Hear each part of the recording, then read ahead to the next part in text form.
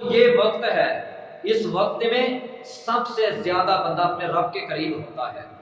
تو پھر اللہ تعالیٰ کیوں نہ اپنے بندے سے پیار کرے کہ بندہ رات کی نیند کو چھوڑ کر، سکون کو چھوڑ کر اپنے رب کے سامنے کھڑا ہو جاتا ہے، رکوع کرتا ہے، قیام کرتا ہے، سجدہ کرتا ہے، دعا کرتا ہے، ذکر کرتا ہے، اللہ کی حمد تسبیحات پڑھتا ہے۔ اور وہ ٹائم کیسا ٹائم ہے، رات کا آخری ٹائم۔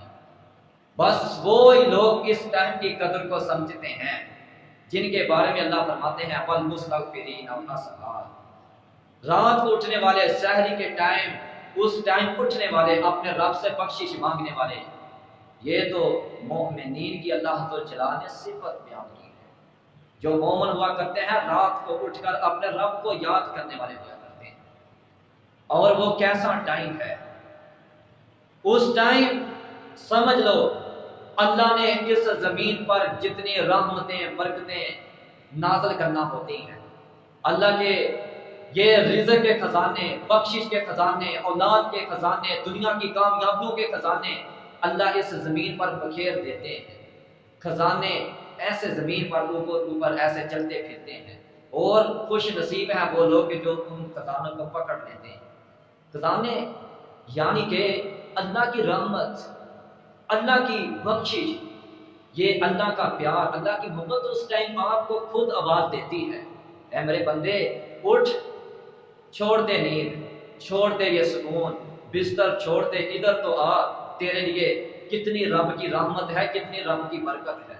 جو چاہتا ہے آج اپنے رب سے مانگ لے، آج نہیں روزانہ مانگا کرو، روزانہ مانگا کرو۔ اللہ کے نبی صلی اللہ علیہ وسلم نے فرمایا کہ ہر رات کو، ہر رات اللہ نے ایک ایسی گھڑی رکھی ہے کہ اس گھڑی میں بندہ مومن، اللہ کا بندہ جو بھی اپنے دعا، اپنے رب سے دعا مانگتا ہے، اللہ اس کی دعا قبول فرماتے ہیں۔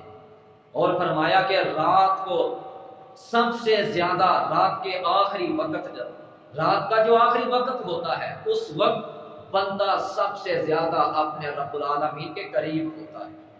اور فرمایا کہ جب رات کا آخری ٹائم آتا ہے، آخری وقت آتا ہے، اللہ فضل جلال آسمان دنیا پر آ جاتے ہیں۔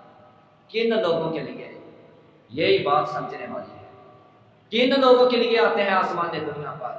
اس دنیا کے مجبور لوگ، اس دنیا کے بے سہارا، جو ظلم و ستم کے شکار، جو کاروبار کی وجہ سے پریشان ہیں، اولاد کے دکھوں کی وجہ سے پریشان ہیں، بیماریوں کے دکھوں کی وجہ سے پریشان ہیں، رشتہ داروں کی وجہ سے پریشان ہیں، ادھر لوگوں کی، اور اسی طرح اس دنیا کے یہ نظام، اس دنیا کے معاملات، یہ کاروبار، جو لوگ اپنی زندگی میں بڑے پریشان ہیں، اللہ ان لوگوں کو آواز دے دے کر کہتے ہیں آؤ، آ جاؤ۔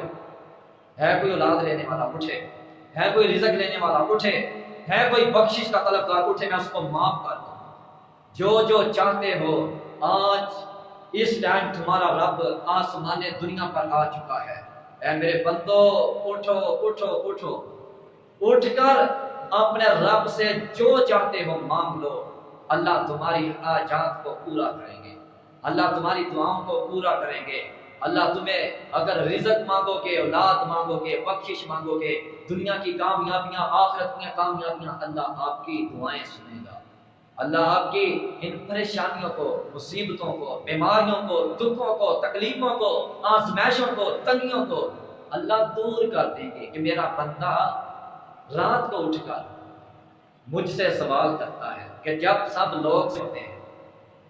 اور اسی طرح رسول اللہ صلی اللہ علیہ وسلم نے جب مدینہ میں تشریف لے کر گئے تو کیا فرمایا تھا؟ 4 کاموں کا حکم دیا تھا، اور کہا تھا کہ جو آدمی یہ 4 کام کرے گا وہ سلامتی کے ساتھ رب کی جنتوں میں داخل ہو جائے گا۔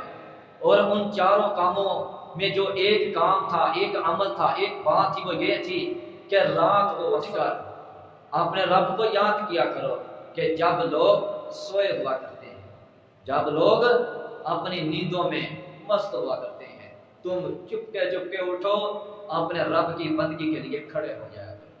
تو اس لیے یہ بڑا خاص وقت ہے، پکا عزم کر لیں۔